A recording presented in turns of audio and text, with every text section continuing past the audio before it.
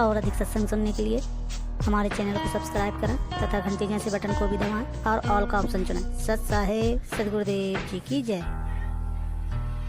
कबीर साहब को कह रहे श्री कृष्ण जी के आप चारों युग में आते हो और जब भी आते हो आप अपनी वाणी निवचनानी अर्थात लोकोक्तियों के माध्यम से और शब्दावलियों के माध्यम से अपने सत्य ज्ञान को बता कर जाते हो। कबीर साहब जब भी आते हैं चारों युगों में आते हैं और अपनी यही सत्य ज्ञान साधारण भाषा में लोकोक्तियों के माध्यम से अपना अलग से बिल्कुल श्रेष्ठ वर्णन करके जाते हैं। लेकिन विद्वान पुरुष संस्कृत भाषा को महत्व देते हुए इस दूसरी भाषा जो साधारण भाषा होती है उसको रिजेक्ट कर देते हैं। कहते हैं ये तो गंवारों की भाषा है, इसमें क्या लिखा है, कुछ नहीं है, ये तो वैसे तुक्के मार रखे हैं। वो तो अनपढ़ था, उसको क्या ज्ञान हो सकता है, शिक्षित को ही ज्ञान हो सके, ऐसा कहते हैं। तो श्री कृष्ण जी कहते हैं कि आप चारों युगों में आते हो और अपनी मधुर वाणी को लोकोक्तियों के माध्यम से और शब्दावलियों के माध्यम से अपने सत्य ज्ञान को फिर सब कहकर जाते हो। आपकी वाणी है कि संत मिलन को चालिए तज माया अभिमान और जो जो कदम आगे रखे ओहे युग समान है। संत मिलन को चालिए तज माया अभिमान। जब किसी संत के पास जाते हो अपने पद और अपनी धन की महिमा को अपने घर ही छोड़ा हुआ है। वहां तो ऐसे आना चाहिए जैसे बीमार व्यक्ति हॉस्पिटल में जाता है और डॉक्टर जैसे कहता है वैसे ही करता है, बैठ जा बैठ जाता है, कहता इधर आ जाता है, चाहिए रिपोर्ट लेके आ, वो चला जाता है, कहता कपड़े उतार दे, कमीज निकाल देता है, ऐसा कर दे, इधर लेट जा, ऐसा कर देता है और डॉक्टर के मुंह की तरफ देखता रहता है, ये क्या क्या बीमारी बताओगा। ऐसे जब हम संत से मिलने जावें, क्योंकि हम युगों युगों के रोगी हैं, जन्म मरण का रोग और ये कर्मों का हमारे ऊपर ये बुखार बना हुआ है, उसको ये संत रूपी वैद्य काट देते हैं। उनके पास जावा तो ऐसे जावे संत मिलन को चालिए तज माया अभिमान और जो जो कदम आगे रखे ओहे यज्ञ समान। श्री कृष्ण जी ने कहा कि भगवान आप ही की वाणी है, हे प्रभु हे परमेश्वर, आप ही की वाणी है कि एक कदम भी अगर संत को एक विनम्र भाव से श्रद्धा के साथ रखा जाता है मिलने के लिए, एक कदम का एक अश्वमेघ यज्ञ के तुल्य पुण्य होता है। हे मालिक, मैं भी द्वारकाधीश और ये इंद्रप्रस्थ के राजा, आज ये पांचों के पांचों बिल्कुल सीधे हुए हैं, इनके मन में कोई अभिमान नहीं है। आज ये भीम भी सीधा है और 1 किलोमीटर हम नंगे पैर आए हैं दाता, इसकी 100 जो है सुमेघ यज्ञ का पुण्य आप रख लीजिए और बाकी का दास हमारे इन दासों की झोली में डाल दीजिए, क्योंकि भगवान श्री कृष्ण सतोगुणी है और जो जिसमें कुछ ईश्वरीय अंश होता है वो अभिमान नहीं चाहते, अभिमान से दूर रहते हैं। ये देखिएगा सामवेद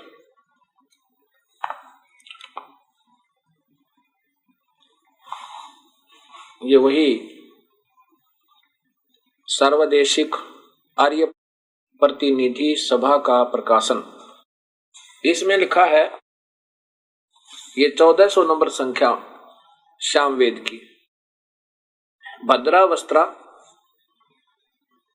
समन्यावसान महान कबीर नीवचनानी संसन आवत्सव चमवो पुय माने, ये यहाँ अपसर्ग लग जाता है। विचिक्षण जागरीव देव वितौ। अब इसका स्पष्ट है कि भद्रावस्त्रा ये कबीर, महान कबीर, वो सर्वशक्तिमान कबीर तेजपुंज के वस्त्र यानी वस्त्रधार, तेजपुंज के वस्त्र अपने उस शरीर के ऊपर जो वास्तविक शरीर है उनके ऊपर एक तेजपुंज का चोला, कपड़ा, ओवरकोट माया से बना के मनुष्य जैसा। समन्या का अर्थ होता है उस पहले वाले जैसा ही ज्यों का त्यों समन्या। और वसान का अर्थ होता है आने माने जीवन जी के, वस माने रह के, कुछ दिन मनुष्य की तरह जीवन जी के रुक के वो परमात्मा अपने निवचनानी का अर्थ होता है लोकोक्तियों शब्दावलियों के माध्यम से संसन माने अपना सत्य ज्ञान कहता है। और उस समय विचक्षण माने ये चतुर प्राणी जो शास्त्र विरुद्ध साधना बता कर, मीठी मीठी बात बता के, सारे वेदों के विरुद्ध साधना बता करके उन भोली आत्माओं को अपने सारे पूरे प्रवचनों में हुए माने वो फोड़े फुंसी रूपी मवाद अमृत के स्थान पर, पूर्ण परमात्मा की भक्ति के स्थान पर अमृत के स्थान पर ये पुए मान पीप वो राहत वो पीप चंबो माने आदर के साथ आचमन करा रहे होते हैं। उस समय अपने देव वितो पूर्ण पर अपने आप का यानी परमेश्वरीय देव वितो परमेश्वर का वितो माने छुपा हुआ निर्गुण और सरगुण ज्ञान का सत्य ज्ञान देते हैं, जागृत माने जगाते हैं। ये पूर्ण आप करके देखना इसको सरलार ढंग से परमात्मा को साक्षी रखकर। इसका ये दास एक पुस्तक तैयार कर रहा है, इसमें ये 1400 नंबर संख्या आपको बिल्कुल संधि छेद साथ मिलेंगे जैसे गहरी नजर गीता में है। ये है संख्या नंबर 1400, ये मूल संस्कृत है, ये इसकी संधि छेद है। भद्रा वस्त्रा समन्या वस अन महान कबीर निवचनानी संसन आवत्स्वय चमवो पुय माने विचक्षण होते हैं चतुर व्यक्ति जो दिखे विद्वान और विद्वता उनके पास नहीं। जागृव देव वितौ परमात्मा के सच्चे ज्ञान को जगाते हैं। निवचनानी का अर्थ होता है लोकोक्तियों के माध्यम से, जैसे शब्दावली कबीर साहब के दोहे, ये उस परमात्मा का जो का तुम वेद गीता पुराण कुरान बाइबल सभी का ज्ञान सामूहिक है, क्योंकि वो परमात्मा जब आते हैं उस समय अपना साधारण भाषा में ज्ञान देकर जाते हैं। तब इस बात से प्रसन्न होकर श्री कृष्ण जी ने कहा था कि हे भगवान आप 100 यज्ञ का पुण्य रख लीजिए, बाकी हमारी वाप दे दियो, हमारा भी उद्धार हो जाए। उस समय इस बात से बड़े प्रसन्न होकर सुदर्शन जी कहने लगे ठीक है द्वारकाधीश आप चलिए। जब यज्ञ मंडप के अंदर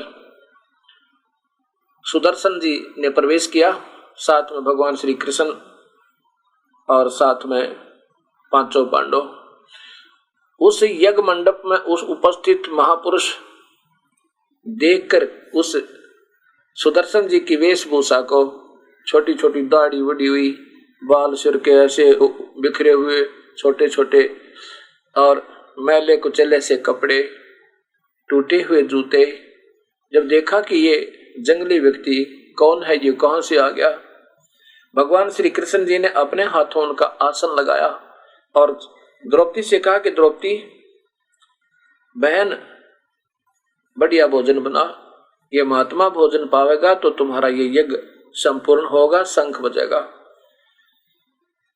द्रौपदी जी ने बहुत प्यार से नाना प्रकार के व्यंजनों का, नाना प्रकार की कचौड़ी पकौड़ी खीर और वे सब नरे नरे बना के और नाना कटोरियों में एक थाली में रखकर महात्मा जी के सामने परोस दिए। द्रौपदी ने सोचा था कि महात्मा जी ने कहीं घास फूस खाया है, जंगल में साग पत्थर खाए हैं पत्थर, और इतना सुंदर भोजन पाकर उंगली चाटता रह जाएगा, इतना स्वादिष्ट लगेगा और ना जाने कहां कहां जाकर के मेरी प्रशंसा करेगा। यह स्वाभाविक होता है उस बहन का जो खाना बनाती है। कोई अतिथि आ जाए, अतिथि के लिए वो अपने पहले से जो प्रतिदिन बन रहा है भोजन उससे ज्यादा अच्छा बनाती है, कि कहीं ये बाहर जाकर ये ना कहते उस घर में ऐसी बहन थी उसने खाना भी नहीं बनाना आता। ये स्वाभाविक होता है और होना भी चाहिए। द्रौपदी जी ने ऐसे भाव से भोजन बनाकर सुदर्शन जी के सामने परोस दिया। और प्रार्थना की कि हे परवरदिगार, हे संत जी भोजन पाओ। अब सुदर्शन जी ने क्या किया, उन सारे के सारे भोजन को और एक इकट्ठा कर दिया, कटोरी खाली कर दी, एक थाली में सारे मिला दिया। अब द्रौपदी ने सोचा था कि ये खाएगा नाना प्रकार के स्वादिष्ट भोजन को और ना जाने कितना प्यार से खुश होगा और 100 जगह मेरी महिमा गाओगा। और इसके विपरीत जब देखा कि उसने सारा ही काम बिगाड़ दिया, तब अपने मन में सोचा कि इस शूद्र ने खाना नहीं खाना आता तो काहे का शंख बजाओगा, काहे का यज्ञ सब पूर्ण करेगा। बड़ी मन में बहुत ज्यादा विकार पैदा कर दिए। अब सुदर्शन जी ने ऐसे भोजन पाया, 5 बार में उस जितना भोजन थाली में डाला था 5 ग्रास में वो सारा खा लिया। और 5 ही बार शंख ने आवाज की। युधिष्ठिर बड़ा प्रसन्न हुआ, कहता भगवान हे श्री कृष्ण जी, आपकी कृपा से हमारा यज्ञ पूर्ण हुआ। श्री कृष्ण जी ने कहा कि अभी यज्ञ पूर्ण नहीं हुआ। युधिष्ठिर बड़ा मायूस हुआ, कहने लगा भगवान अब कौन है जिससे शंख बजेगा। श्री कृष्ण जी ने कहा कि अब कोई नहीं भाई, ये तो फर्स्ट एंड फाइनल है, अब कोई नहीं रहा इस पृथ्वी पे। 21 ब्रह्मांड में, इस 3 लोक में इसके समान इस पृथ्वी पर, इस 3 लोक में कोई भी शक्तिशाली शक्ति नहीं है, शक्तिशाली संत नहीं है। कृष्ण जी ने कहा कि भाई अपने घर में कोई कमी है उसको ढूंढते हैं। द्रौपदी को बुलाया, द्रौपदी से कहा कि बहन सच बताना, आपके मन में कोई खोट आया है जिससे ये यज्ञ पूर्ण नहीं हुई। ये तूने क्या बाल्मीक दिखा है द्रौपदी, ये आपने क्या बाल्मीक यानी एक चूड़ा दिखाई दे, भंगी दिखाई देता है, इसके एक रोमकूप एक बाल के समान भी 3 लोक नहीं है, इतनी परम शक्ति युक्त है। और द्रौपदी तूने कमाल कर दिया, क्या बात, क्या आया तेरे मन में खोट, बता दे। द्रौपदी ने अपनी सत्य कहानी बता दी। भगवान मैंने बड़े प्यार से 2 घंटे तो आंखें फुड़वाई, धूमे में चूल्हा आग जलाई और सोचा था कि इतने बढ़िया भोजन बनाऊं ये महात्मा उंगली चाटता रह जावे। और जब इसने मेरी उस धारणा के विपरीत इन सबको इकट्ठा कर लिया तो मेरे मन में खोट आया और मैंने मन ही मन में कहा कि शूद्र जिसने खाना भी नहीं खाना आता, ये काहे का शंख बजाओगा, ये काहे का सिद्ध है। कृष्ण जी ने कहा द्रौपदी तूने कमाल कर दिया, संतों के प्रति इतना भी जब खोट आ जाता पाप का भागी होता है। ये संत है वास्तव में, ये वो संत है जिसको संत कह सकते हैं, जिसको सभी संत संत कहते हैं, लेकिन ये है वो संत जिसको संत कहा जा सकता है। संत और प्रभु में फिर कमी नहीं होती। अब मेरे जैसे तो नाम तो लिख लेते हैं हम संत, पर संत वाले गुण तो बहुत दूर बात है। ये है वो संत जो अनादरणीय नहीं है, ये है वो संत जिनको शीश भी दे दे तो कम थोड़ा ही है। अब कबीर साहब कहते हैं कि खरना होवे के हरि कबहू सिंह की खाल उड़ाए। मेरे जैसे तो दिखावटी संत है, जैसे गधे के ऊपर अगर शेर की सिंह की खाल डाल दे वो दिखतगा शेर है, लेकिन गुण शेर के वाले नहीं है, सिंह वाले नहीं है। ऐसे ये है वो संत जिनको भगवान कह दे चाहे संत कहें। तब कहा श्री कृष्ण जी ने कहा द्रौपदी चरण धोकर और ये धूल भरे चरणों का पानी पी ले इस परमेश्वर के। ये तुमके चूड़ा सा दिखा है, ये परम शक्ति युक्त और 3 लोक भी इसके बाल के समान नहीं है, एक बाल के समान नहीं है, इतना शक्ति युक्त है। अब उसी समय द्रौपदी ने चरण धोए और चरणा को धोकर एक थाली में और फिर डाला एक कटोरे में और आधा जब पी लिया द्रौपदी ने, भगवान श्री कृष्ण ने कहा कि बहन आधा मुझे भी दे दो। ऐसे परमेश्वर तुल संत के चरणों की धूली कब हमारे भाग्य में हो। आज हमारा अहोभाग्य है जो आज हमें इनके चरणों की रज मिली। आधा भगवान श्री कृष्ण ने पान किया और फिर क्या होता है कि वो शंख अपने आप इतना मीठी मीठी मीठी मीठी आवाज से बहुत सारी पृथ्वी के कण कण पर और तीनों लोक में जाके इसकी आवाज हुई। तब वो यज्ञ संपूर्ण हुई। अब क्या होता है कि यहां प्रश्न आपके मन में और भी उठा होगा कि जब वाल्मीकि जी अर्थात सुदर्शन जी के भोजन पाने से, सुपथ जी के भोजन पाने से यज्ञ संपूर्ण हो गई थी, पांडवों के पाप कट गए, क्योंकि वो पापों के कारण ही उनको वो सौपन आ रहे थे। अब वो क्या होता है, ये तीन ताप के अंदर अंतर्गत आते हैं। ये प्रेत आत्माओं का दबाव, ये भी पूर्ण परमात्मा के पूर्ण संत से ही परमानेंट हट सके पूर्ण रूप से। सतगुरु जो चाहे सो कर ही 14 कोट दूत जमढर ही ऊत भूत जमत्रास निवारे चित्रगुप्त के कागज फाड़े बिना किसी मंत्र जंत्र के ही वो उनके नाम देने से, उनका उपदेश लेने से ही वो सब दूर हो जाते हैं। तो उस यज्ञ का जो धार्मिक अनुष्ठान हुआ था वो भी पूर्ण परमात्मा को भोग लग लिया तो पूरा हुआ, नहीं तो वो अधूरा रहा। और उससे इतना आराम हो गया कि उसको बुरे स्वप्न आने बंद हो गए, प्रेत आत्माओं का दबाव हट गया, लेकिन युद्ध में किए हुए पाप नहीं कटे। वो तो सच्चे नामते सार नामते ही कटेंगे। अब क्या होता है, भगवान श्री कृष्ण के पैर में जब तीर लगा हुआ था, बहेलिया से कहा था, बहेलिया तू चला जा यहां से और मेरा संदेशा भिजवा दे कि इंद्रप्रस्थ से 5 पांडव आ जाए एक बार, बस उनको ये मत बताना कि मेरे से गलती होगी, नहीं तुझे मार डालेंगे। 5 पांडवों को जब संदेशा मिला कि भगवान श्री कृष्ण आपको याद कर रहे हैं और बहुत ज्यादा आपत्ति में हैं, तब वो द्वारका में पहुंचे। वहां पर सब रोआहराट मचा हुआ, वहां पर सब विलाप कर रहे हैं। 56 करोड़ यादव विनाश को प्राप्त हो चुके हैं। पता चला कि भगवान श्री कृष्ण भी इधर जंगल में गए हुए थे। वहां जाकर देखा भगवान श्री कृष्ण अब अंतिम सांस गिन रहे हैं। 5 पांडवों से कृष्ण जी ने कहा कि तुम मेरे बहुत प्रिय हो अर्जुन, अब मेरा अंतिम संदेश सुन लो।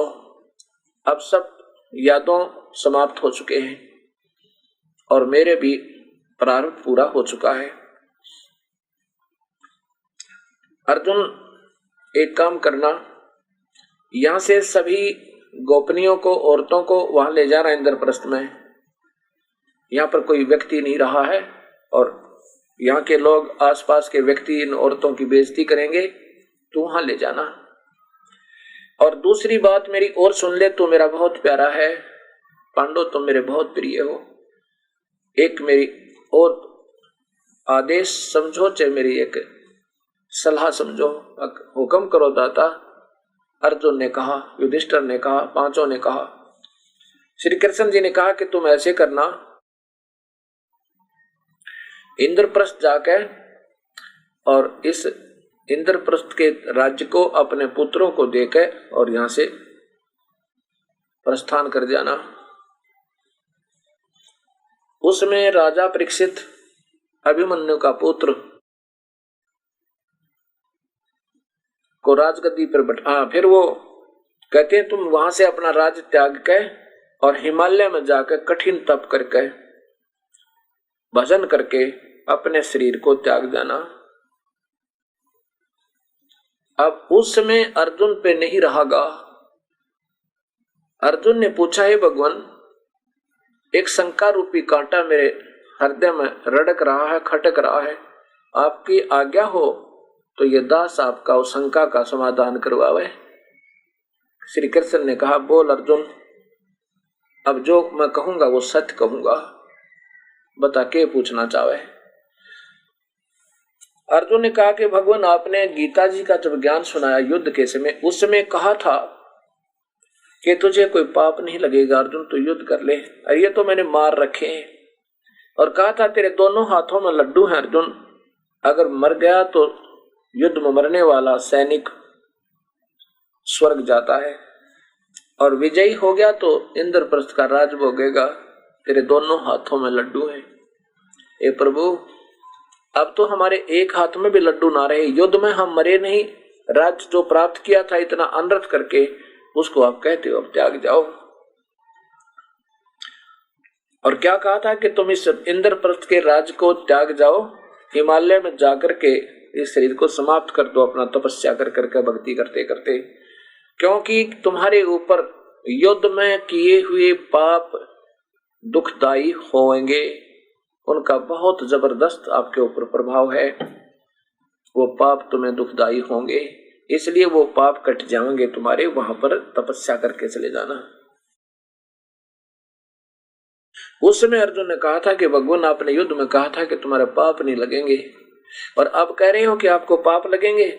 जब आपने कहा था, जब भैया को युधिष्ठिर जी को बहुत बुरे बुरे स्वप्न आ रहे थे, हम आपके पास पहुंचे थे, आपने कहा था कि जो तुमने युद्ध में पाप किया है वो तुम्हारे को दुखदाई हो रहा है, इसलिए युधिष्ठिर को वो भयंकर स्वप्न आ रहे हैं।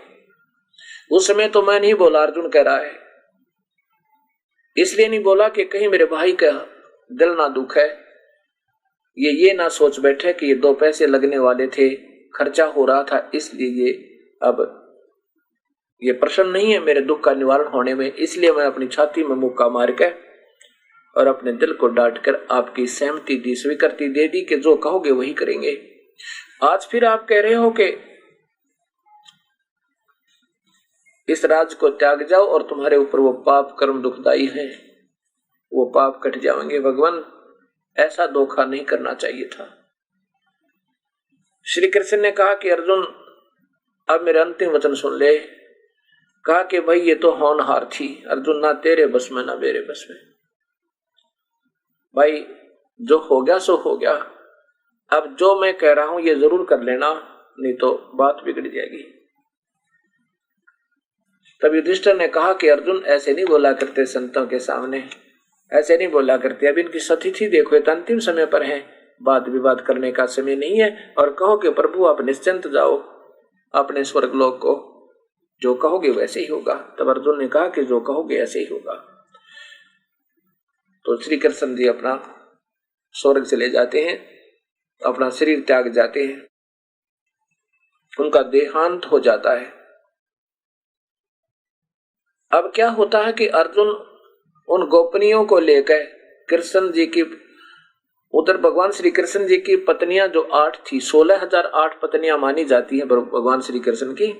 16,000 तो किसी राक्षस राजा के पास कैद कन्याओं को लाकर के अपने पास अपनी पत्नियों के रूप में रखा था, और 8 रानियां थी जो उन्होंने स्वयं शादी की थी। 8 की 8 रानियों ने तो श्री कृष्ण जी के प्राण त्यागते ही आत्महत्या कर ली थी, 7 ने तो आत्मदाह किया था, और 8वीं सत्यभामा ने अनशन करके अपने प्राण त्याग दिए थे। ऐसे भगवान श्री कृष्ण के कुल का विनाश हुआ था उन्हीं के सामने। अब अर्जुन उन 16,000 उन गोपनियों को लेकर के आ रहा था, और वो चारों पांडव पहले आ गए थे।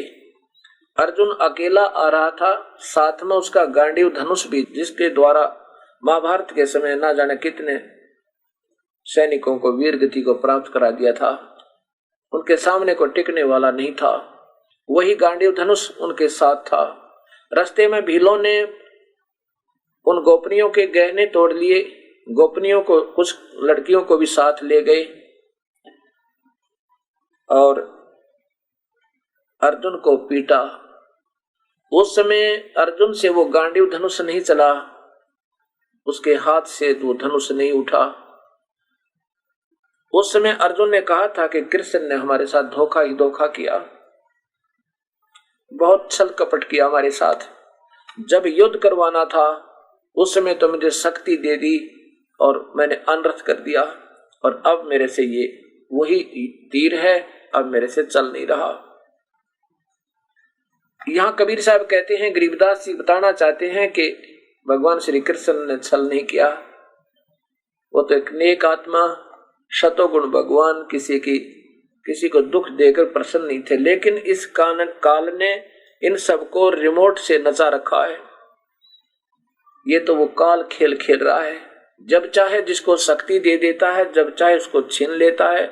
और मीडिया माध्यम अपने ही पुत्रों को, रजगुण ब्रह्मा, सतगुण विष्णु, तमगुण शिव जी, या उन्हीं के अंश अवतारों को यहाँ पर भेज देता है। कोई और शक्ति, जैसे वो विष्णु लोक में है अच्छी पुण्यात्माएं, उनको यहाँ भेज देता है, अवतार बना देता है और फिर उनसे यहाँ दुरुपयोग करवाता है। जैसे अब 10वां जो अवतार आएगा इसी काल का, वो नीकलंक नाम से शंभल नगरी में विष्णुदत्त शर्मा के घर पे जन्म होगा। वो कौन आत्मा होगी? वो राजा हरिश्चंद्र होंगे, जो सतयुग के अंदर अपने बच्चों को भी बेच दिया था परमात्मा के नाम पे, अडिग रहे थे। और फिर इतना पुण्य हो गया था उनका, शरीर मतलब शरीर छोड़ करके और वहां स्वर्ग गए थे। अब सतयुग त्रेता, सतयुग में गए, त्रेता और द्वापर में इतने पुण्य हो गए कि वो स्वर्ग में है। और कलयुग के अंत में उनको 10वां अवतार बनाकर उस आत्मा को नीकलंक नाम रख कर युग काल भेजेगा। और उस समय ये सब यहाँ के व्यक्तियों को, क्योंकि कलयुग के अंत में ये सभी पाप आत्मा मनुष्य हो जाएंगे, भक्ति शास्त्र विहीन साधना करते करते, शास्त्र विरुद्ध साधना करते करते इनके इतने सत्र गिर जाएंगे भक्ति के कि कोई सत भक्ति पर नहीं रहेगा, राक्षस बन जाएंगे और छोटा छोटा शरीर रह जाएगा लास्ट के अंदर। कलयुग के अंत में कबीर साहब तथा उन्हीं की प्यारी आत्मा गरीबदास जी ने बताया है कि कलयुग के अंत में 4.5 फुट जमीन ऊपर से लेकर नीचे तक, 4.5 फुट नीचे तक उपजाऊ तत्व नहीं रहेगा जमीन में। पीपल को पत्ते नहीं रहेंगे, वृक्ष फलदार वृक्ष नहीं रहेंगे, कोई भी मकान बनाकर नहीं रहा करेगा, क्योंकि इतने भूकंप आया करेंगे, प्रदूषण इतना बढ़ जाएगा कि शरीर भी घटता घटता और ज्यादा से ज्यादा 1.5 फुट का रह जाएगा। 20 साल की उम्र होगी कुल मिलाकर, और जिसमें से 5 खंड होगी, 15 वर्ष में सभी मर लिया करेंगे, एक आधा जीवित रहा करेगा 20 वर्ष तक, तो उसको बहुत दीर्घायु माना जाया करेगा। उसमें 5 वर्ष की लड़की के बच्चे होने प्रारंभ हो जाएंगे और सब छोटे छोटे कद हो जाएगा और बिल खोद कर रहा करेंगे, मकान नहीं बना सकते, इतने भूकंप आया करेंगे, बहुत बुरी तरह पृथ्वी हिला करेगी, प्रदूषण के कारण इनका बैलेंस बिगड़ जाएगा।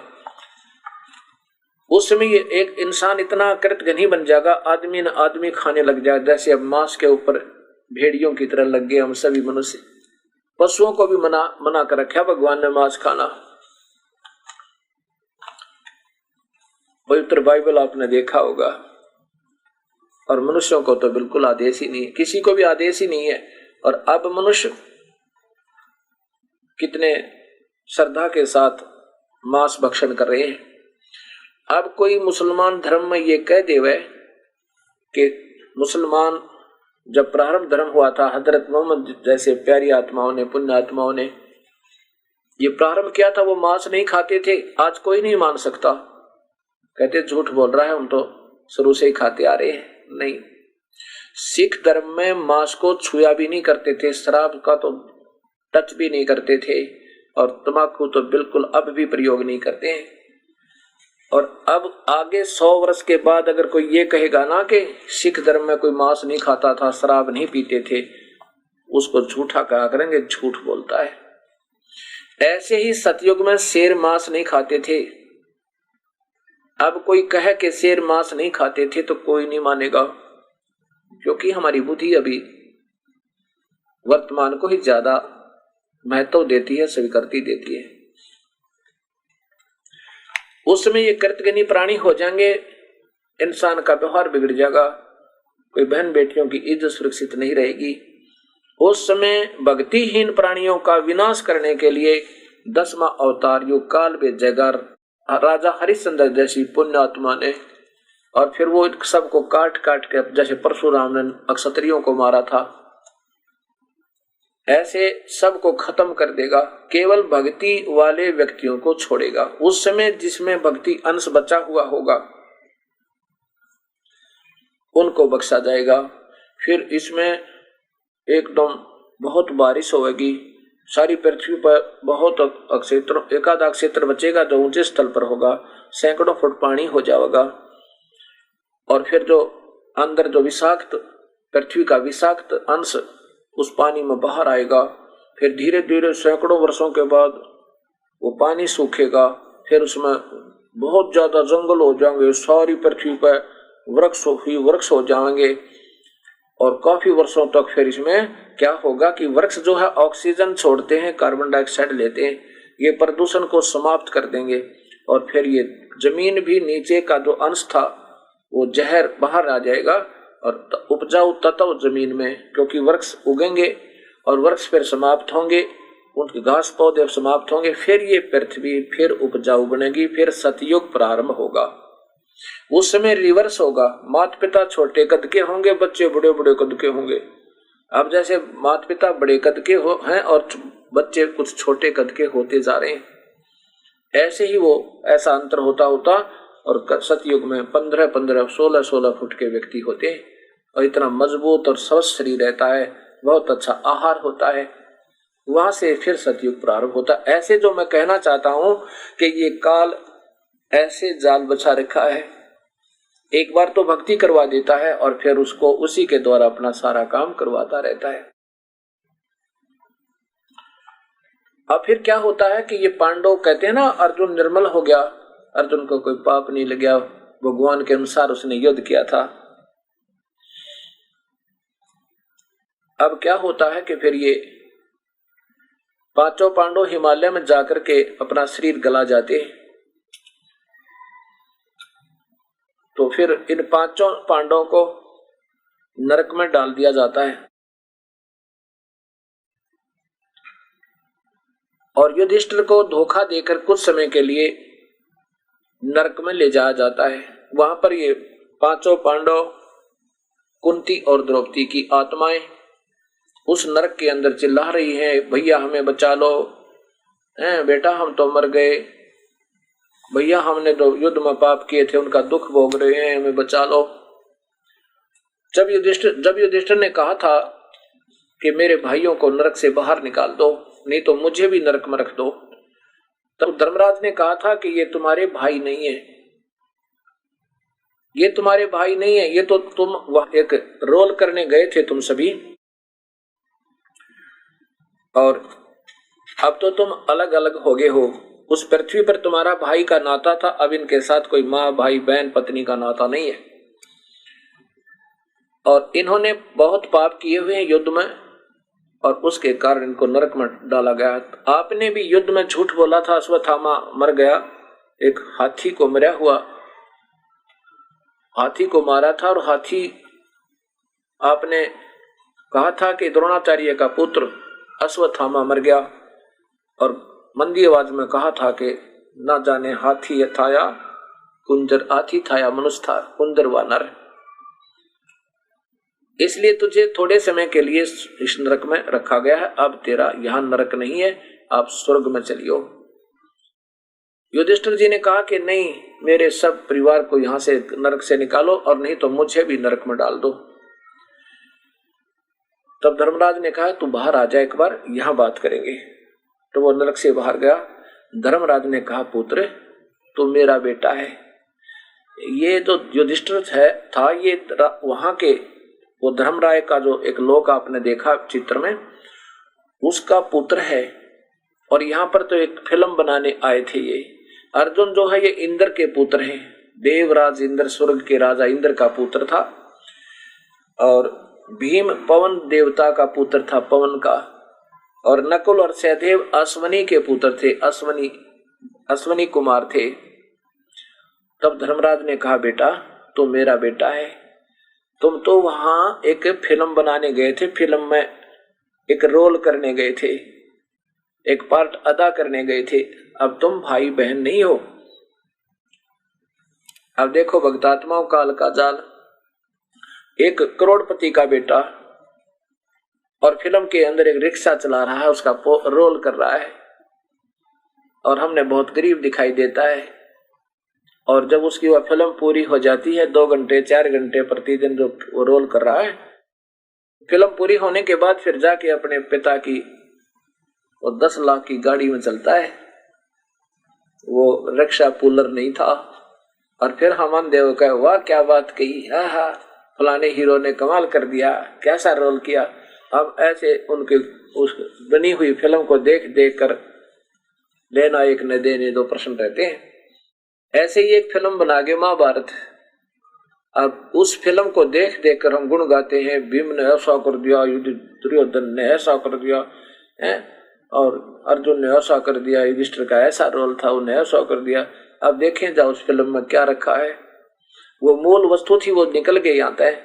तब धर्मराज ने कहा बेटा तेरे पुण्य क्षीण हो जाएंगे, और वो अपने कर्म भोग रहे हैं, उन्होंने जितने पाप किए उनको भोग मिलेगा ही मिलेगा। यहाँ का ये अटल संविधान है, जिसने जैसा कर्म किया वो भोगना ही पड़ेगा।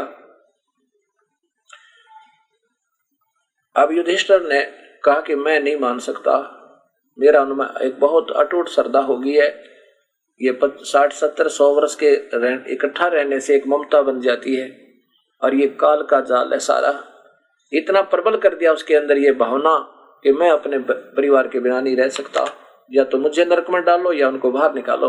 तब धर्मराज ने कहा कि तूने अपने पुनों को संकल्प करना पड़ेगा, तब ये बाहर आएंगे, अन्यथा नहीं आ सकते।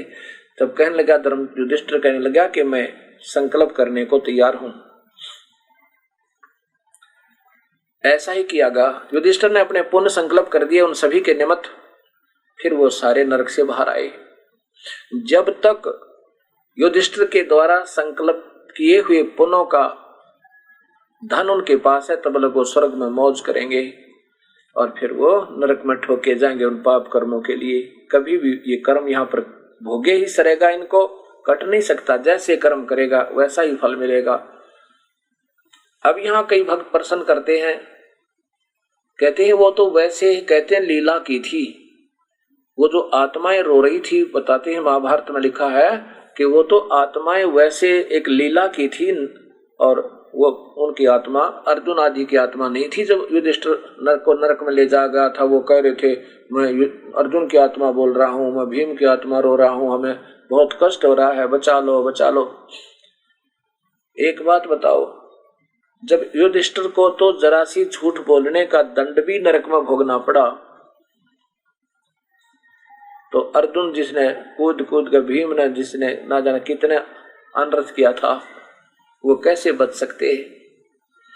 अब ये काल का जाल आपके बिल्कुल समझ में आ जाएगा, इस परिभाषा प्रभु की ये देखते रहना, और ये सोचकर देखते रहना कि ये शायद वैसे ही कह रहे होंगे, लेकिन नहीं, एक एक बात आपको सही समझ में आ जाएगी। फिर आप याद करोगे इस पवित्र आस्था चैनल को कि इन्होंने कैसे कमाल किया, कितनी हिम्मत की इन्होंने इस सच्चाई को, कड़वी सत्य को समाज के में प्रवेश करने की, और सारा संसार याद रखेगा, वो दिन आएगा। अब जो दास आपको कहना चाहता है कि ये 3 लोक के भगवान हैं, ब्रह्मा विष्णु महेश, इनमें भी शक्तियां हैं। एक विभागीय मंत्री में कोई कहे ये कुछ भी नहीं कर सकता, और वो भी एक प्रांत का, तो वो बताने वाला मूर्ख है कि ये कुछ नहीं कर सकते, ब्रह्मा विष्णु महेश कुछ नहीं है, नहीं ऐसा नहीं। और जो ये कहे कि ब्रह्मा विष्णु महेश अजर और अमर है, ये सर्वशक्तिमान है, सब ब्रह्मांडों के ये मालिक है, वो भी अनजान समझना, वो सियाना नहीं, वो विद्वान नहीं, अज्ञानी समझो। एक विभागीय मंत्री को प्रधानमंत्री, मुख्यमंत्री, राष्ट्रपति बतावे, एक ब्रह्म को ही परब्रह्म पूर्ण ब्रह्म बतावे, उसमें कितना ज्ञान होगा, ये सोच लेना। और आज तक समाज को ये नहीं बताया गया शास्त्रों में विद्वान सच्चाई को कि परमात्मा सह शरीर है और वो कबीर है, वेदों में लिखा है। और देवी भागवत महापुराण, शिव महापुराण प्रत्यक्ष प्रमाण है कि ये ब्रह्मा विष्णु महेश उस काल के पुत्र हैं। ब्रह्मा विष्णु महेश के माता पिता ये काल ब्रह्म और यह प्रकृति दुर्गा है। नहीं बता पाया आज तक, ये किसी ने भी जिक्र नहीं किया हमारे को ये दास भी लगभग 37 वर्ष का हो गया था जब तक ब्रह्मा विष्णु महेश की पूजाएं करते थे। हनुमान जी की पूजा करता था, बाबा श्याम जी की पूजा करता था। अब पता चला कि वो तो एक वैसी भगत की भगत पूजा करे। पता कोई बात हुई, आदर कर सकते हैं, सत आदरणीय है लेकिन पूजनीय नहीं। अब जैसे हमने पौधे की जड़ को पूजना पड़ेगा और फिर अपने आप श्रद्धा टहनियों में होती है, उन्हीं को जब फल लगेंगे। ऐसे ही हम भक्ति मार्ग पर जब लगते हैं, हमने किसी से द्वेष नहीं होना चाहिए। हम किसी को छोटा समझकर उसे के प्रति नफरत पैदा करें तो हम भक्त नहीं है। कबीर साहब कहते हैं, तिनका कबू ना नींद ये जो पाया तला हो, और कभी उड़ आंखा पड़े भाई फिर पीड़ गनेरी हो। सबका सत्कार करे, सभी प्राणियों को कीड़ी से लेकर हाथी तक उनको प्यार देवे, श्रद्धा रखे। भूत प्रेत पितर देवता ये हमारे दुश्मन नहीं, लेकिन ये पूजनीय नहीं है। किसी का भी अनादर या असत्कार नहीं करना चाहिए, लेकिन पूजा नहीं करनी चाहिए। अब हम पत्तियों की तरफ से, टहनियों की तरफ से पौधे को लगा दें गमले में तो नादानी होगी, समझदारी नहीं। ऐसे ही हमारे को उल्टा पौधा भिजवा रखा है और जिसके कारण हम भक्तिहीन होते जा रहे हैं। अब ये भक्ति रूपी पौधे को उल्टा भिजवा रखा था हमारे तय। ये देखिएगा, गीता जी के अध्याय नंबर 15 के श्लोक नंबर 1 और 2 में प्रत्यक्ष प्रमाण है कि उल्टा लटका हुआ संसार रूपी वृक्ष है अर्जुन। इसको इसकी नीचे को ये तीनों गुणों रूपी शाखाएं हैं, रजगुण ब्रह्मा, सतगुण विष्णु, तमगुण शिव जी, और ऊपर को मूल है वो पूर्ण ब्रह्म कबीर परमेश्वर है। कबीर साहब कहते हैं, अक्सर पुरुष एक पेड़ है, नरेंद्र वा की डार, तीनों देवा शाखा है, ये पात्र रूप संसार। ये कबीर परमात्मा पूर्ण ब्रह्म ये तो जड़ है, ये इसका तना है, और ये क्षर पुरुष ये ब्रह्म है, ये ब्रह्म, और ये पर ब्रह्म, ये तना पर ब्रह्म है। और इस ब्रह्म की फिर 3 शाखाएं हैं, तीनों पुत्र, ये ब्रह्मा, ये विष्णु, ये शिव, ये विष्णु, ये शिव। रजगुण ब्रह्मा, सतगुण विष्णु, तमगुण शिव रूपी ये तीनों शाखाएं। अब हमारे से ऐसे भिजवा रखा ये पौधा, हम ब्रह्मा विष्णु महेश से भक्ति कर रहे हैं, इनको नीचे को करके इन्हीं को सर्वस्व, यही जो कुछ है, यही जो पालन करता, ये सब कुछ है, ऐसे हम सिंचाई करें। यह उल्टा लगाया हुआ भक्ति रूपी पौधा अर्थात शास्त्र विरुद्ध साधना, ये ऐसे बीजना चाहिए था। यानी कबीर परमात्मा की पूजा से सब टहनी हमें लाभ देंगी। सीधा बीजा हुआ भक्ति रूपी पौधा अर्थात शास्त्र अनुकूल साधना, ये कबीर परमेश्वर पूर्ण ब्रह्म जड़ हैं, इनकी पूजा करें। सभी शास्त्रों में लिखा कि पूर्ण परमात्मा को भोग लगा के उसको इष्ट रूप मान कर भक्ति प्रारंभ करें तो फिर ये अपने आप इनमें लाभ होगा। ये परब्रह्म अक्षर पुरुष, ये डार है, ये ब्रह्म, ये ब्रह्मा विष्णु महेश टहनी है। फिर बताइए इनका फल लगेंगे, ये बहुत प्यारी लगे हमने। अश्रद्धा, इनमें अश्रद्धा हो ही नहीं सकती। समझदार व्यक्ति को तो हो नहीं, अनजान से कोई बहकाता रहे कि ये तो ब्रह्मा विष्णु महेश की पूजा नहीं बताते, हम तो इनको प्यार, बताइए अपने आप स्वसिद्ध है। फिर ये लगाया किस लिए था पौधा? इसमें जब पूजा करें तो यहाँ फल लगे, इनको काट दे उसके समूह रखनी, अर्थात इनको सत्कार प्यार ना दे। इनको गरीबदास जी कहते तीनों देवा जल में बसे, ब्रह्मा विष्णु महेश, और उनकी भी कर बंदना पर सुन सतगुरु उपदेश। इनकी भी यानी नमस्कार करें इनको, ऐसी बात नहीं है। और सुन सतगुरु उपदेश यानी पूर्ण गुरु से उपदेश लेकर उसको पूछा कैसे भक्ति करनी। जैसे गीता जी के 3-4 अध्याय के 34वें श्लोक में लिखा है कि उन संतों ने ढूंढ ले जो विधिवत साधना बताने वाले हों, और उससे तेरी बात बनेगी। अब आपको ये सब स्पष्ट हो जाएगा कि ये दास जो कहना चाह रहा है, क्योंकि अभी तक हमारे को सत्य ज्ञान नहीं हो पाया, इसलिए ये दास सत्य कहेगा, आपको असत्य लगेगी। और साथ में फिर गुरुदेव से आपका संपर्क रहेगा, उनकी महिमा कम होती नजर आएगी, वो भी आपको बहका सकते हैं। लेकिन अब ये बहकाने की गुंजाइश नहीं रहेगी। उन महापुरुषों ने स्वीकार करना होगा कि हम अभी तक अधूरी साधना बता रहे थे, और उनको उससे प्रार्थना है मेरी इस दास से संपर्क करें, आके अपना दास समझ कर आ जाओ और समाज को सतमार्ग दर्शन कर दें। अपनी अपनी महिमा भूल जाए। हमारी क्या महिमा, हम तो वहां पर उल्टे लटकाए जाओगे अगर साधना गलत बता दी। भगवान के पापी होंगे, दोषी होंगे। गुमराह करने के एक अनमोल मनुष्य जीवन को खोना, अरबों की पूरी पृथ्वी, तीनों लोक और सारे ब्रह्मांड अगर एक प्राणी को दे दे और उसका जीवन व्यर्थ हो जाए, इससे ज्यादा हानि है, ये समझना। कबीर साहब कहते हैं, कहता हूँ कई जाते हूँ सुनता है कबीरा, कहता हूँ कई जाते हूँ सुनता है सबको, ये सुमन से भला होवेगा नात भला ना होवे। कबीर कहता हूँ कई जाते हूँ कहूँ बजा के ढोले, श्वास जो खाली जाते है भाई तीन लोक का मोल।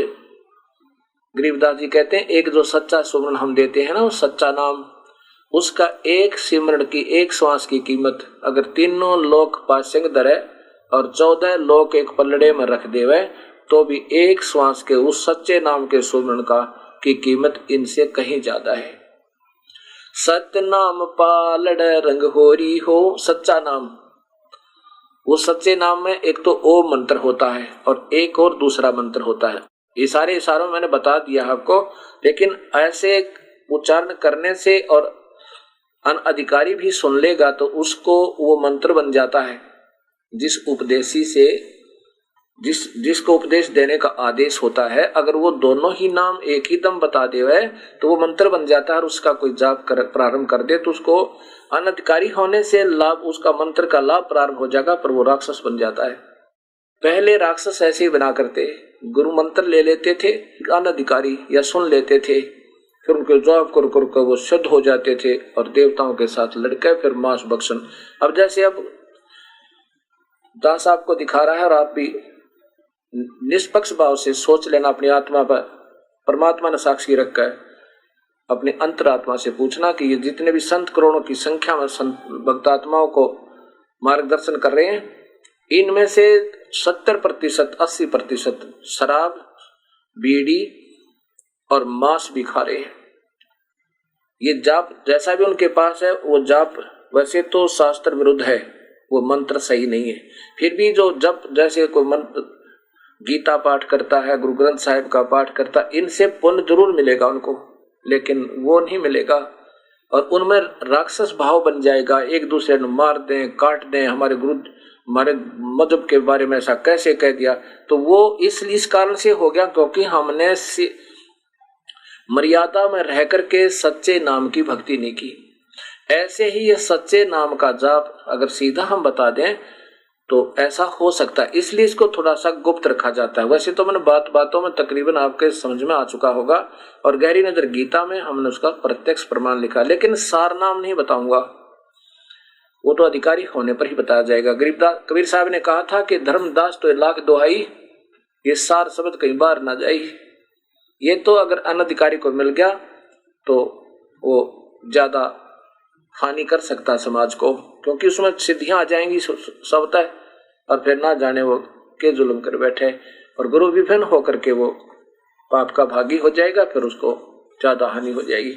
तो इसलिए तीसरा जो मंत्र होगा वो जब दिया जाएगा जब आप कति अधिकारी हो जाओगे, और नहीं तो इन दोनों मंत्रों का सच्चे नाम का जो जाप आपको मिल गया, ये तो आपको ना जाने कितना सुख दे देगा, कितनी कीमत है एक मंत्र के, एक श्वास के जाप है तो वो श्वास से ही जाप, पर ओम मंत्र है, एक ओम है एक और है, उसके साथ फिर एक और लगेगा, वो श्वास के तुरंत बाद सुरत और नृत्य से होता है। ऐसे 3 ही मंत्र हैं, 3 ही विधि इनकी सिमरण की है। जैसे गीता जी के अंदर लिखा है, ये अध्याय नंबर 17 के श्लोक नंबर 23 में, क्योंकि भक्तात्माओं ने बार बार देखा है,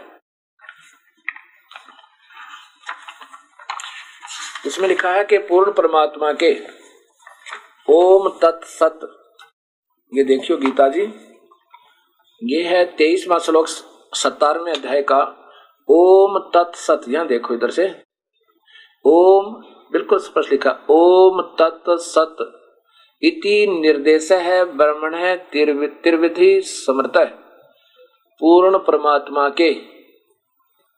परमात्मा के स्मरण की इस ओम तो है ही सीधा, ये तत् सांकेतिक है और सत भी सांकेतिक है। ये दोनों मिलके ये उर्ले दोनों मिलके सतनाम बनता है। ये दोनों मिलके कहते हैं एक पालड़े में रख दे, एक श्वास के सिमरन दे, तीनों लोग चढ़ावे राम रंगोरी, 3 लोग पासंग रखे रंगोरी हो, 14 लोग चढ़ा दे राम रंगोरी नो, तो ना तुला तुला राम रंगोरी हो। कबीर साहब की प्यारी आत्मा गरीबदास जी इसका इतनी महिमा बताते हैं। और ये फिर साथ मिल जाएगा तो हम पार, इन सब को पार करके सतलोक चले जाएंगे। ओम तत्सत इति निर्देश है ब्रह्मण त्रिविध है समर्थ है। इसकी 3 ही तरीके हैं स्मरण के, और ये निर्देश है, ये स्मरण करो और अन्य नहीं। अब इसी में ये कहा कि पूरा 3 माने उसी से सृष्टि के आदि काल में ब्राह्मण विद्वान पुरुष वेद और यज्ञ किया करते थे। यानी ओम नाम पहले ये 2 मंत्र, पहले ये मंत्र दिया जाता है। और जैसे कबीर साहब आए थे, चारों युगों में आते हैं वो कबीर साहब, और हमें यही मंत्र देकर जाते हैं। तो यहाँ लिखा है कि सृष्टि के प्रारंभ में भी विद्वान पुरुष समझदार व्यक्ति इन 3 नामों से प्रारंभ करते हैं। फिर ये मनमुखी संत ऋषि अपने अपने अटकल बता के झूठे गलत नाम दे दे के बोली आत्माओं को फिर नरक में ठोक देते हैं और खुश होते हैं कि हम सतमार्ग दर्शन कर रहे हैं। अब छोटे छोटे बच्चे, उनके पिताजी शरीर छोड़ के, पहले तो पिताजी के पास ही पूर्ण वस्तु नहीं थी, लेकिन वो प्यारी आत्मा पिछले जन्म जन्मांतर की ऋषि आत्माएं थी। उनको जैसे गुरुदेव मिले, उन्होंने जैसा रास्ता बताया, उन्होंने उनको सत्य समझ गए और सारे डोल पीट दिए, सब जगह गुणगान कर दिए। अब उसी की परंपरा फिर आगे पड़ गई, उनके अनुयायी, उनके शिष्य उन्हीं के द्वारा दिए हुए उस शास्त्र के आधार पर उसको सत्य मानकर लगे रहते हैं। अब हमने फिर दोबारा उस मूल शास्त्र को देखना होगा, पवित्र कुरान को, पवित्र बाइबल को, पवित्र वेद और पवित्र गीता जी को, से ही हमने फिर प्रारंभ करना होगा, तब हमारी भक्ति फिर सुचारू होगी। नहीं तो इन अन्य आप अपने सोच से बनाए हुए शास्त्रों से पूर्ण ज्ञान नहीं हो सकता, आंशिक ज्ञान है, और आंशिक से बात पड़े को ना। ये दास यही कहना चाहता है। एक बार सभी संत अपनी अपनी प्रभुता भूल गए। ये तो 2 दिन की प्रभुता, आज मर जाओगे कल ना जाने दोषी और दूने होंगे, कितना कष्ट उठाना होगा, पापी होंगे हम, इन बड़ी आत्माओं के जीवन के साथ खिलवाड़ कर रहे हैं। आज ये दास यही इसलिए बार बार कहना चाह रहा है कि अगर मैं कोई गलत कह रहा हूं तो तुम आप सभी मिलकर एक बिल्कुल निष्पक्ष भाव से एक फैसला करो। वेदों को और गीता को अगर कोई सत्य मानेगा तो हम उसके आगे नतमस्तक हैं, और उसको खूब अच्छी तरह निकालो उसमें से निष्कर्ष। और कबीर साहब की वाणी, गरीबदास जी की वाणी, जो हरियाणा के अंदर, ये करौथा के ही रहने वाले थे गरीबदास जी, जहां इस दास का आश्रम है। फिर ये अपने मामा के वहां रहने लग गए थे। इनके मामा जी नहीं थे, इनके पिताजी वहां घर जमाई बनकर रहा करते थे। यहां से ज्यादा 20 किलोमीटर पर छुडानी है। तो वहां उस गरीबदास जी की वाणी और गुरु नानक देव जी की महला पहला की वाणी और दादू जी की वाणी में बहुत अंश है, और गुरु ग्रंथ साहिब में गुरु नानक देव की वाणी और कबीर साहब की वाणी। अब कबीर साहब के अनुयायी कबीरपंथी संतों ने भी अपने मनमुखी शास्त्र बनाकर बीजक को अपने हिसाब से खोल खाल कर उसमें ना जाने क्या क्या लिख रखा है। अब इतना समय नहीं कि उनको भी बार बार बताऊं, वैसे परिभाषा प्रभु की मैंने आपको दिखा दिया था। तो एक बार इन सभी शास्त्रों को प्यार से मिलाओ, और इस दास को आज वो अनमोल जड़ी मिली हुई है। मुझे एक अपना दास समझ लो, और ये उपदेश ढंग से फिर सुचारू कर लो, कुछ नहीं बिगड़ा भी। आपको प्रमाण दिया जाएगा कि 104 वर्ष के रामानंद जी, 5 वर्ष के कबीर परमात्मा तय पुनरुपदेश लिया था। कहा था गुरुदेव तो आप ही रहना गुरुदेव। कबीर साहब कहने लगे गुरुदेव तो आप ही रहना मेरे। लेकिन ये साधना दास बतावे ताता ऐसे कर लो। अब फिर जब उपदेश लिया था रामानंद जी ने, उसके बाद कह दिया था किसी कोई भी शिष्य, मेरा जो शिष्य है कबीर साहब से उपदेश ले लो, मेरा उपदेश अधूरा है।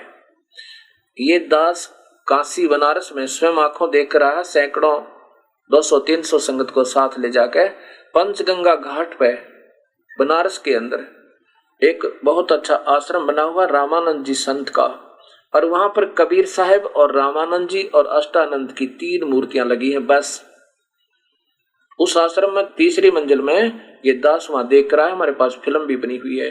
वहां केवल कबीर साहब, रामानंद जी और एक अष्टानंद जी महाराज की वहां पर मूर्तियां बनी हुई है, बस और नहीं। अब ऐसा क्यों? कबीर साहब की और रामानंद जी के आश्रम में मूर्ति होना ये प्रत्यक्ष प्रमाण है कि उनका अभेद संबंध हो गया था। रामानंद जी ने कह दिया था कि मैं कोई गुरु नहीं हूं, तुम्हारा अधूरा गुरु हूं भाई, तुम भी कल्याण करवा लो, मैंने तो करवा लिया। स्वामी 104 साल के वेदों के ज्ञाता और वयोवृद्ध महात्मा ने जब सत्य का पता लगा उसी दिन से अपना सत्य मार्ग अपना लिया। और दुनिया की दृष्टि में तो रामानंद जी कबीर साहब के गुरु थे, लेकिन रामानंद जी की हृदय में वो गुरु थे, वो कबीर साहब उनके गुरु थे और उन पर बेड़ा पार कर दिया। गरीबदास जी कहते हैं रामानंद से लक्ष्य गुरु और तारे शिष्य के भाव, यानी शिष्य बनकर उसको पार कर दिया। और शिष्यों की गिनती नहीं जो पद में रहे समा, यानी वास्तविक पद, वे ऑफ वर्शिप, पद माने पद्धति, भक्ति की विधि में समा रहे, उन 4 शिष्यों की तो गिनती नहीं। तो ऐसे इन सब जो दास बता रहा है इनको एक बार पुनर्विचार कर लेना सभी भक्तात्मा, ये मेरी प्रार्थना है। और दास को अपना दोस्त समझना, दुश्मन नहीं। मैं तो आप जैसे महापुरुषों की जो करोड़ों और लाखों की संख्या में भक्तात्माओं को बता रहे हो मार्ग, मैं तो आपके चरणों के जूते की नीचे की रज हूं, लेकिन मुझे रास्ता दे दिया परमेश्वर ने, और मैं चाहता हूं कि मैं सभी को बता दूं। और इसमें हम सब का भला होगा। आने वाले एक उदाहरण बन जाएगा सबके लिए कि कितनी महान आत्मा थी, उन्होंने सत्य को स्वीकार किया। और मनुष्य जीवन का केवल एकमात्र उद्देश्य ही प्रभु पाना और सत्य की खोज है। अब सोच लीजिए कि हम आज फिर बालक है, नए सिरे थे, हमने फिर तलाश हो जाओ भगवान की, और फिर अपना आश्रमों में रहो और यह सत्य मार्गदर्शन करो, सत्य कथा सुनाओ सबको, बेड़ा पार हो जाएगा। और दास से कोई गलती हो तो क्षमा करना, क्योंकि किसी को कोई जड़ी मिल जाए वो चाहता है कि सबको स्वस्थ कर दूं, क्योंकि मेरे जैसा रोग सभी का दिखाई देता है मुझे। सभी भक्तात्माओं को तलाश है, संतों को प्रभु की चाह है, और जब उनमें वो उमंग थी प्रभु को पाने की, सतमार्ग पाने की, उसमें उनमें जैसा भी ज्ञान संग्रह हो गया, अब उसको सत्य मानकर और सत्य समझकर सबको प्रचार करें। उनका दोष नहीं है, वो उसको सत्य मानकर ही कर रहे हैं। जिस दिन असत्य सिद्ध हो जाएगा फिर नहीं किया जा सकता, फिर नहीं होगा, बिल्कुल भी नहीं होगा। जैसे बच्चे खिलौनों की कार लिए चलते हैं, चलो मेरी कार आ गई, हट जाओ मेरी कार आ गई, आप ही धक्का दे रहे हैं, आप उसमें भागकर बैठ जाते। और जब वास्तविक कार मिल जाएगी, जब वो सियाने हो जाएंगे, फिर उस खिलौने वाली कार से वो खेल नहीं सकते।